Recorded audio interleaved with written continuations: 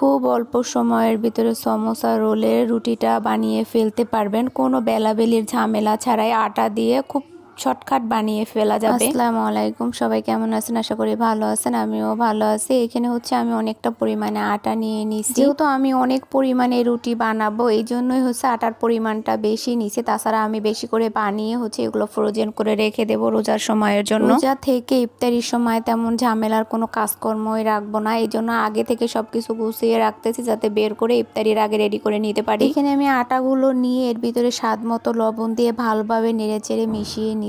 এরপর হচ্ছে এর ভিতরে একটা ডিম দিয়ে নিলাম। এখানে হচ্ছে আমি একটা ডিম দিচ্ছি, দুইটা ডিম দিলে একটু বেশি ভালো হতো, যেহেতু আটার পরিমাণটা অনেক বেশি, কিন্তু আমি একটাই ডিম দিছি। দুইটা ডিম দিলে একটু নরমটা বেশি হতো, আর একটা ডিমের কারণে রুটিটা একটু শক্ত শক্ত ভাব থাকবে, কিন্তু আমার কাছে ওইটাই বেশি ভালো লাগে, এই জন্য একটা দিলাম। ডিমটা দিয়ে ভালোভাবে মিশিয়ে নেওয়ার পর হচ্ছে আমি হালকা কুসুম গরম পানি এর ভিতরে দিয়ে দিলাম। গরম পানির পরিমাণটা একটু বেশি দিতে হবে, যেহেতু আমি এই ডোটা একদম পাতলা বানাবো। এই ডোটা যত পরিমাণে পাতলা হবে ততই রুটিটাও পাতলা হবে, আর যদি একটু পানির পরিমাণ কম দেওয়া হয় তাহলে ঘন হয়ে গেলে রুটিটাও মোটা মোটা হয়ে যাবে। সমোসা আর রোলের যে রুটিটা ওইটা যত পাতলা হয় ততই ভালো হয়, এই জন্যই হচ্ছে আমি পানির পরিমাণটা একটু বেশি দিছি। আমি যে রুটিটা বানাবো ওই রুটিটা একদম কাগজের মতো পাতলা হবে, যাতে রোলগুলো ভাজ করতে একটু সুবিধা হয়। আটাগুলো আমি ভালোভাবে হাত দিয়ে একদম মিশিয়ে গুলিয়ে নিলাম। এখন হচ্ছে এটাকে আমি সেকনির সাহায্যে একটু সেকে নেব। যেহেতু আটা যতই আমি হাত দিয়ে এটা ভালোভাবে চটকিয়ে চটকিয়ে হচ্ছে পানির সাথে মিলিয়ে নেই না কেন, তারপর এর ভিতরে একটা দলা দলা ভাব থেকেই যাবে, এই জন্য হচ্ছে আমি সেকে নিচ্ছি। সেকনি দিয়ে সেকে নিলে হচ্ছে আটার ডোটা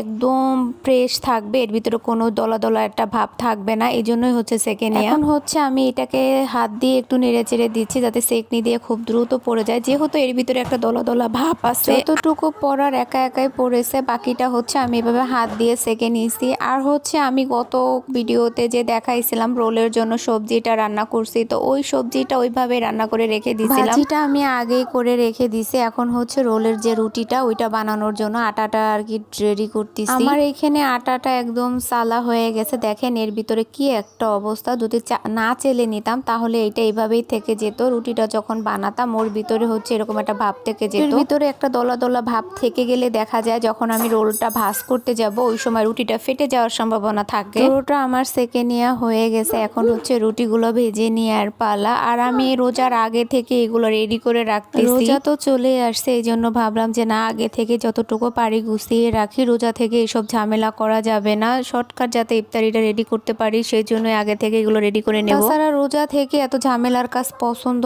হয় না, করতেও ইচ্ছা করে না। এমনিতেই তো রোজা